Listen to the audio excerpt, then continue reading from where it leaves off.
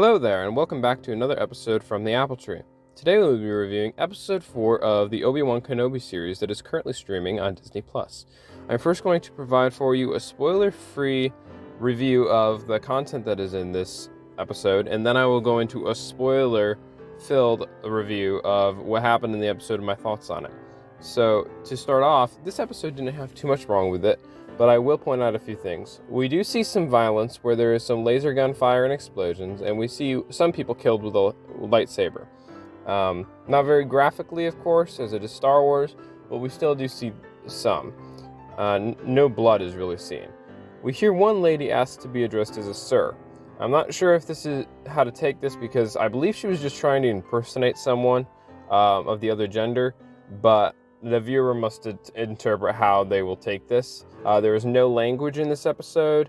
We do see a couple people get tortured, and we do see a bunch of dead people frozen in something that looks like stasis. So it does give you a little bit of a horror vibe for those of you that aren't into the horror kind of stuff. But that's all I really noticed about this episode that I wanted to point out. If you haven't seen the episode yet and you just wanted to know what kind of content was in it, this would be the time to pause the video and go watch the episode, because I'm going to go into an in-depth spoiler review now. At the end of the last episode, Obi-Wan Kenobi was severely injured in his battle against Darth Vader. Leia was also kidnapped by Reva. Now, the spy that was helping Obi-Wan in the last episode has taken him to a hidden base, and on this base, Obi-Wan is healed from his wounds. I like how Obi-Wan is determined to save Leia no matter the cost, and the flashbacks that they put him in basically in a big container full of water just to speed up his healing, and he just has flashbacks of what happened to Darth Vader, and he's understanding that what he did to Anakin, and he legit freaks out because he doesn't want to end up like what happened with Vader. He doesn't want to remember Vader because it's just something he doesn't want to remember. Obi-Wan is determined to come back as a Jedi. He's trying to get back in touch with the Force, but it still takes time as he's scarred for life by the betrayal of Anakin. The spy takes Obi-Wan to that secret base that Leia is being held at, and uses her cover to secretly get Obi-Wan into the base. But meanwhile, Reva is interrogating Leia for information about the path, so that she can find and exterminate all the rebels and any other Jedi that may still be alive. What I found odd was that Reva, when she was interrogating Leia, she told Leia that Obi-Wan was dead. Said he basically burned to death. But then Reva turns around and says, "I need your help to find them." She asked Leia, "Where are they?" And she just gave away right to Leia that Obi-Wan was alive, because if she wasn't still looking, if she was all done, then she wouldn't still be looking. So Reva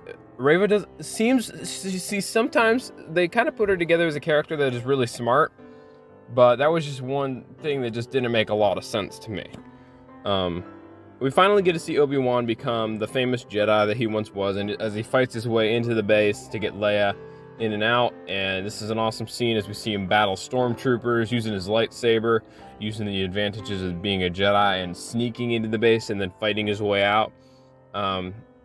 Obi-Wan also learns, however, that this secret actually has a tomb full of Jedi that they look like they have been killed, but to me it looks like they are in stasis. They're basically just in a bunch of gel cubes, and they're frozen. They're frozen. They're not moving. I can't tell if that just means they're dead, or if they're just in some kind of stasis for the future for the Empire to use. Reva finally catches up to Obi-Wan and Leia, but a group of fighters save them.